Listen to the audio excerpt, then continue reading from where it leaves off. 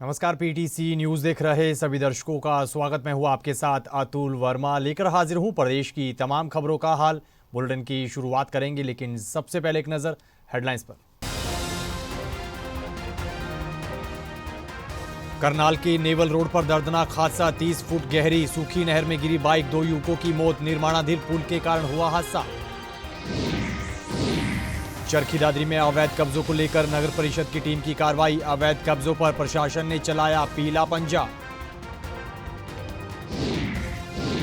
Khanauri border पर किसान नेता डल्लेवाल के समर्थन में किसान निकालेंगे कैंडल मार्च, 30 दिसंबर को पंजाब बंद को लेकर बुलाई गई है अहम मीटिंग।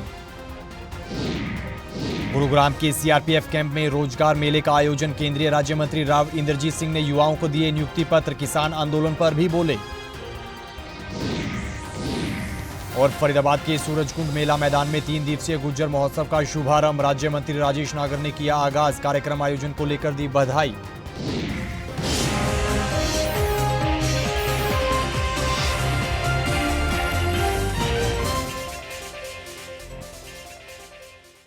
तो चलिए बुलेटिन की शुरुआत करेंगे बड़ी खबर के साथ। करनाल के नेवल रोड पर बीती रात दर्दनाक हादसा हुआ है। हादसे में बाइक सवार 2 युवकों की मौत की खबर है। जानकारी के मुताबिक बताया ये जा रहा है कि पानीपत के गांव काबड़ी और कुंडली निवासी युवक बाइक पर सवार होकर जा रहे थे, लेकिन बाइक अनियंत्रित होकर 30 फुट गहरी सूखी नहर में जा गिरी। हादसा निर्माणाधीन पुल के कारण बताया जा रहा है और बताया यह भी जा रहा है कि नेवल नहर पर पुराने पुल के पास नया पुल बनाया जा रहा है। रात के अंधेरे में उनकी बाइक मिट्टी के डिवाइडर से जा टकराई थी और युवक नहर के अंदर जा गिरे। इधर हादसे के समय सड़क पर कोई भी संकेतक या फिर चेतावनी बोर्ड नहीं लगाया हुआ पाया गया है। था कि मामा इधर से आ रहे थे तो वहाँ पे कोई यू टर्न या फिर स्लो ड्राइव या फिर कुछ भी बोर्ड नहीं था। तो ये प्रशासन की ही है कि उन्हें एक ना एक बोर्ड तो वहाँ पे होना चाहिए था, या कोई स्लो ड्राइव का या फिर यू टर्न या ब्रेकर का होना चाहिए था। उन्होंने कोई वहाँ पे बोर्ड नहीं लगाया हुआ था, बस उन्होंने नाइट में उन्हें शो नहीं हुआ। एक्चुअली कोई होता है कि शो नहीं होती, तो मैम उन्होंने ऐसी टर्न लेके ना बोलनी चाहिए। मैं एटीएम में बैठा था मैम, मैंने उधर से बाइक आई और मैंने एकदम आवाज़ सुनी ठां से, और मैं जाके देखा, मैंने वो बंदे अंदर पड़े थे, बाइक भी अंदर ही थी। तो मैंने फिर 112 को फ़ोन किया, वो आए, उन्होंने देखा, फिर उन्होंने बाद में जो भी देखा मौके पे ऑन द स्पॉट उनका, जैसे एम्बुलेंस वाले आए उन्होंने कहा इनके में कुछ नहीं है, ये तो एक्सपायर हो गया, ठंडे पड़ गए। 2 युवक थे। 2 युवक थे। कहाँ के रहने वाले पहचान हुई है? ये पहचान तो फ़ोन किया था दूसरे लड़के ने, उसके फ़ोन से लड़के के, वो कह रहे थे भाई काबड़ी के हैं, पानीपत के। हाँ जी। तो वापस घर जा रहे थे, पानीपत जा रहे थे? नहीं, वो करनाल वाली साइड से आए थे, उधर जा रहे थे, भाई कुलपरा वाली साइड। हाँ भाई, बता रहे थे भाई उनके फैमिली वाले मामा फूफी में या जैसे भी थे भाई थे। चरखी दादरी शहर में अवैध कब्जों को लेकर नगर परिषद टीम की कार्रवाई देखने को मिली है। नगर परिषद की टीम वाल्मीकि नगर में पहुंची है और कॉलेज रोड पर मीट शॉप और अन्य अवैध कब्जों पर पीला पंजा चलाते हुए उन्हें हटाया गया है। इस दौरान काफी संख्या में पुलिस बल भी मौजूद रहा। इधर दुकानदारों ने नगर परिषद की इस कार्रवाई का विरोध किया है। आपको बता दें कि चरखी दादरी नगर परिषद एसडीओ की अगुवाई में नगर परिषद की टीम दल बल के साथ वाल्मीकि नगर पहुंची थी, जहां कॉलेज रोड पर नगर परिषद की जमीन पर अवैध रूप से लगाए गए खोखे और दुकानों को हटाया गया है। जो सरकारी जमीन पर अवैध कब्जे किए हुए थे उनको साफ करने का अभियान है। तो आज हम पूरे दल बल के साथ में, पहले इनको नोटिस दिया गया था, अनाउंसमेंट की गई थी, यहाँ सब कर बाकायदा न करके भी हमारी सरकारी जमीन को खाली कर दो। ये सारा अभियान ये है, आज हम किसी को नहीं, एक तरफ से लगे हुए हैं और आखिर तक जाएंगे। ये नहीं है कि किसी को कर दिया और किसी को छोड़ दिया। तो आज हमारा ये पूरा अभियान है, जब तक ये अभियान खत्म नहीं हो जाएगा हम आगे और बात खत्म नहीं करेंगे। ज्यादातर दुकानें मीट शॉप की थी। ये मैं कुछ बनाया हुआ है वहाँ पे, नहीं, कई बार नोटिस भी दे चुके। शिफ्ट करने के लिए तो वो तो एक अलग बात होती है ना, अगर कोई अपनी जगह बनाता है, मीट शॉप एक अलग बनाई जाती है। लेकिन हमारी हमने तो ये है कि जो हमारी सरकारी जमीन पर अवैध कब्जे है ना, हम वह हटा रहे हैं। इन्होंने कहाँ जाना है वो आगे सेकेंडरी बातें हैं। नहीं जी, कति संतुष्ट नहीं है। अवैध कब्जे अगर मीट वाले ने कर रखे हैं तो खटीकान मोहल्ला में भी अवैध ही कब्जे हैं। किसी के पास वैध जमीन नहीं है, सब अवैध ही है यहाँ पे। और ये कॉलोनी जो है ये भी अवैध ही है। अगर कार्रवाई निपक्ष करी जाए तो सब पे करो, नहीं तो मीट वालों की मार्केट बना के दी जाए, सैलेटर हाउस बना के दिया जाए। जो पुराना कल्याणा रोड पे सैलेटर हाउस है वहां पर 2 मर्डर पहले हो चुके हैं, जिसकी गुत्थी पुलिस से आज तक नहीं सुलझ पाई है।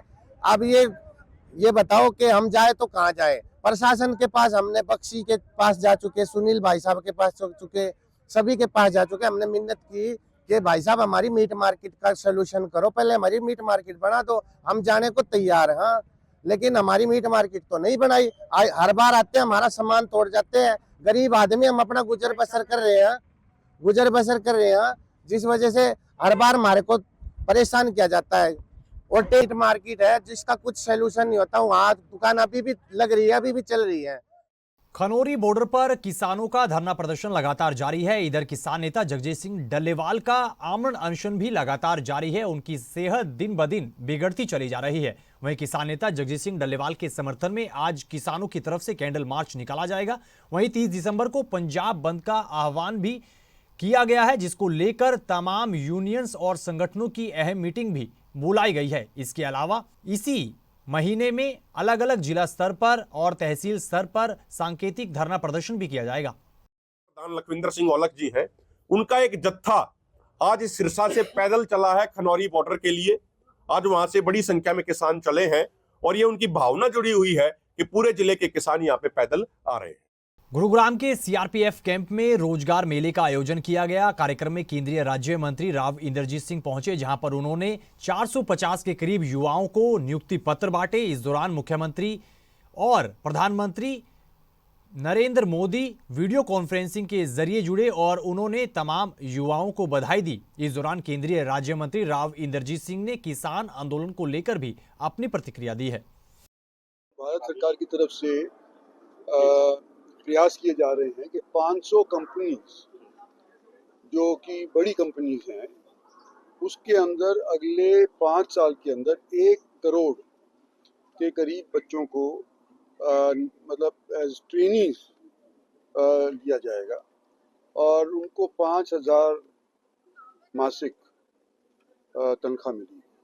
तो ये उन्होंने जिक्र तो किया, पर उसको थोड़ा सा इलेबोरेट कर रहा हूँ मैं कि भारत सरकार की तरफ से ये प्रयास हैं कि ज़्यादा से ज़्यादा लोग टेक्निकली क्वालिफाइड हों और उनको नौकरी मिले। और इसके अंदर एक कड़ी ये भी है जिसका मैंने विस्तार किया। देखो, किसान पंजाब के ज़्यादातर अग्रसर हैं। अगर प्रांतों की तुलना करी जाए तो हरियाणा के मुख्यमंत्री या उनकी सरकार ने आज के दिन कम से कम 24 फसलें ऐसी हैं जिनके ऊपर मिनिमम सपोर्ट प्राइस देना तय कर रखा है। तो शायद कोई ऐसा और प्रांत देश के अंदर नहीं है जिसने इतनी सुविधा और किसी नए किसानों को दे रखी। खबरों में आगे बढ़ते हैं। फरीदाबाद में सूरजकुंड मेला मैदान पर 3 दिवसीय गुज्जर महोत्सव का आगाज हो गया है। कार्यक्रम में राज्य मंत्री राजेश नागर ने बतौर मुख्य अतिथि शिरकत की और कार्यक्रम आयोजन को लेकर बधाई भी दी।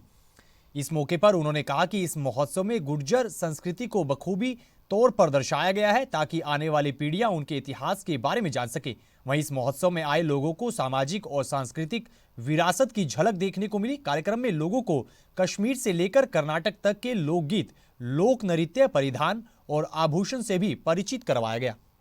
मैं पूरी टीम को, दिवाकर जी और रणदीप चौहान जी और उनकी पूरी टीम को बहुत बहुत बधाई और बहुत बहुत शुभकामनाएं देता हूं। जो सफल आयोजन 3री बार गुज्जर महोत्सव का उन्होंने किया और यहाँ पर हमारे जो रीति रिवाज है पुराने, हमारे बुजुर्ग, हमारे दादा दादी, नाना नानी या हमारे और बुजुर्ग किस तरह से उनकी वेशभूषा होती थी, जिस तरह से वो चक्की चलाते थे या दूध पिलोते थे, चौका लगाते थे और हमारी वो मशीन होती है न्यार काटने की, उसको सारे हमारे कस्टम रिलीजन के बारे में यहाँ पर अलग अलग स्टॉल लगा कर दर्शाया गया, दिखाया गया। युवा है आज, जैसे ज़्यादा हम पढ़ाई के ऊपर ध्यान दे रहे, पढ़ाई पर ध्यान तो देना चाहिए, अपनी संस्कृति को भी हमें याद करना चाहिए। किस तरह से हमारी जो कहते हैं ना, जो समाज को भूल जाता है, समाज उसको भूल जाता है और हमारे जो कस्टम है, रिलीजन है, उसको भी हमें याद करना चाहिए। हमारे युवाओं को किस तरह से हमारे कस्टम से रिलीजन को, उनका जो भूल गए उनको दोबारा से हम रिवाइव करने की कोशिश इसके द्वारा, इस महोत्सव के द्वारा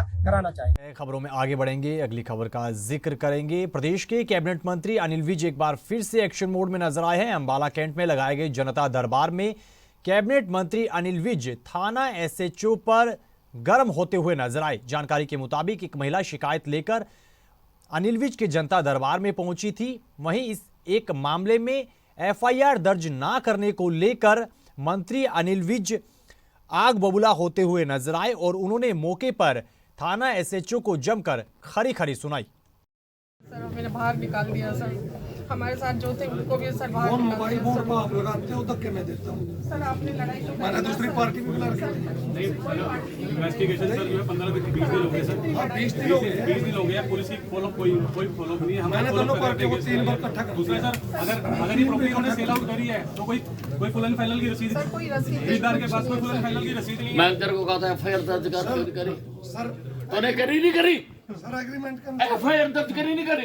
अनुसार है सर। तूने एफआईआर दर्ज करी नहीं करी? मैं पैसे पे सिविल सूट पड़ता है, मैं कैसे करूं? सर सिविल सूट कैसे बनता है? फुल एंड फाइनल रसीद है। तूने एफआईआर दर्ज करी या नहीं करी? मुझे एक चिंता है, नहीं करी ना सस्पेंड। चल बात निकल जबर, हमारा फैसला करो चल।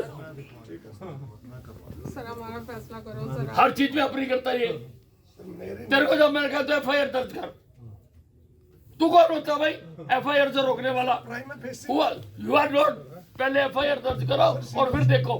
मेरी बात सुन, डीजीपी को मिलाओ जरा। पहले एफआईआर दर्ज करो और उसके बाद देखो आपने क्या करना क्या नहीं करना।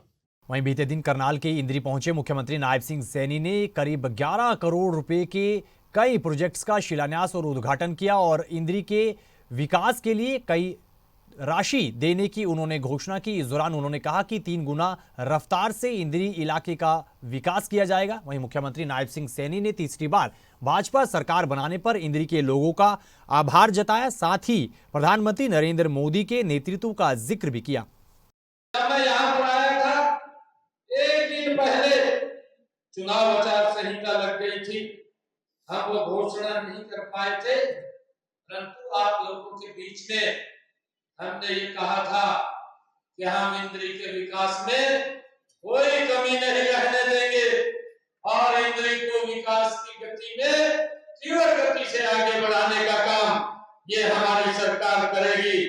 आज मुझे बड़ी खुशी है, आज इस हल्के के लगभग 11 करोड़ रुपए के लागत से हमने 4 परियोजनाओं का शिलान्यास और उद्घाटन किया है।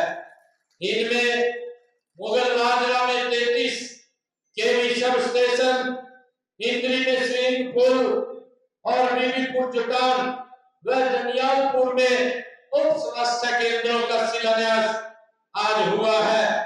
मैं आप सबका विशेष रूप से धन्यवाद करने के लिए आप लोगों के बीच में आया हूं। किसानों के मुद्दे, डॉक्टर भीमराव अंबेडकर समेत अन्य कई मुद्दों को लेकर कांग्रेस और भाजपा लगातार आमने सामने हो रही है, जिसको लेकर बीते दिन कांग्रेस नेता करण दलाल और विधायक अशोक अरोड़ा की तरफ से प्रेस कॉन्फ्रेंस की गई और भाजपा सरकार पर जमकर निशाना साधा गया। वहीं दूसरी तरफ मंत्री कृष्ण लाल पंवार ने प्रेस कॉन्फ्रेंस कर तमाम आरोपों को लेकर पलटवार किया और कांग्रेस नेताओं पर जमकर निशाना भी साधा। सुनिएगा। लेकिन एक बात कोई मेरी को झूठी नहीं कर सकते, जो कि ये साबित करती है कि ये चुनाव नहीं धांधली था और बीजेपी ने मशीनों को चला करके, अधिकारियों का मिसयूज करके, पुलिस ने जितना नंगा हो करके इस चुनाव में लोगों पर डर बनाया, बीजेपी के कैंडिडेट का पैसा बंटवाना, उनकी दारू बंटवानी, उनका हर वक्त भय बनाना, झूठे मुकदमे दर्ज करना जिससे लोगों का टेंशन डाइवर्ट हो और ये अपने मशीनों के खेल में लगे रहें। बूथ काउंटिंग बूथ डे से पहले 38 मिनट सीसीटीवी फुटेज के कैमरे बंद हो जाते हैं। क्या आपने कभी देखा है आज तक? रेवाड़ी का हुआ, पलवल का हुआ, होडल का हुआ, फरीदाबाद का हुआ और हरियाणा में तकरीबन हारने वालों के काउंटिंग वाली रात को फुटेज बंद हुए हैं स्ट्रांग रूम के। आरटीआई लगाते हैं, कोई जवाब नहीं, और अब तो कानून ही बदल दिया अगलों ने। तो आज देश का, हमारे एससी समाज के, अनुसूचित एससी और एसटी समाज के पूरे देश के लोग आज प्रधानमंत्री नरेंद्र मोदी के प्रति आस्था रखते हुए जिस प्रकार से तीसरी बार देश में कांग्रेस पार्टी को हरा करके सरकार बनाई, हरियाणा प्रदेश में तीसरी बार 36 बिरादरी के सहयोग से आज नायब सैनी के नेतृत्व में आज भारतीय जनता पार्टी सरकार बनी है। इसलिए हम जो कांग्रेस पार्टी, भारतीय जनता पार्टी को, हमारे नेताओं को इस प्रकार से बदनाम करने की कोशिश कर रहे हैं, तो देश का और प्रदेश का दलित समाज इस बहकाव में आने वाला नहीं है। खबरों में आगे बढ़ेंगे, अगली खबर का जिक्र करेंगे। पलवल में पूर्व प्रधानमंत्री चौधरी चरण सिंह की जयंती पर गांव सीहोल में किसान सम्मान समारोह का आयोजन किया गया, जिसमें प्रदेश के कैबिनेट मंत्री विपुल गोयल ने खास तौर पर शिरकत की और किसानों द्वारा लगाई गई स्टॉल्स का अवलोकन किया, किसानों से मुलाकात की। इस मौके पर उन्होंने कहा कि भारत रत्न पूर्व प्रधानमंत्री चौधरी चरण सिंह किसानों के मसीहा थे, जिन्हें आज भी याद किया जाता है और आने वाली पीढ़ियों तक भी उन्हें याद रखा जाएगा। उन्होंने अपने पूरे जीवन में किसानों के लिए संघर्ष किया। वहीं मंत्री ने किसान आंदोलन को लेकर भी अपनी प्रतिक्रिया दी है और कुछ लोगों पर निशाना भी साधा है। अटल बिहारी वाजपेयी जी जो प्रधानमंत्री थे, उन्होंने ही सुनिश्चित किया कि आज के दिन को चरण सिंह जी के जन्मदिन को किसान दिवस के रूप में बनाएंगे। और फिर नरेंद्र मोदी जी ने अगर उन चौधरी चरण सिंह जी को भारत रत्न देने का काम किया, तो मैं समझता हूँ एक शख्सियत को जो कि सही सम्मान है वो मिलना चाहिए, वो देने का काम किया तो भारतीय जनता पार्टी की सरकार ने किया। और आज किसान दिवस के रूप में अनेकों जो योजनाएं हैं किसानों से रिलेटेड, उनके बारे में बताने का काम, किस तरीके से और अपनी तरक्की कर सकें। और यही बात कहना चाहूँगा कि हमारे मुख्यमंत्री नायब सिंह सैनी जी ने किसानों की जो 14 फसलें हरियाणा पिछले कई सालों से MSP पर खरीद रहा था, उसे 24 करने का काम किया, तो भारतीय जनता पार्टी की सरकार ने किया, नायब सैनी जी ने किया।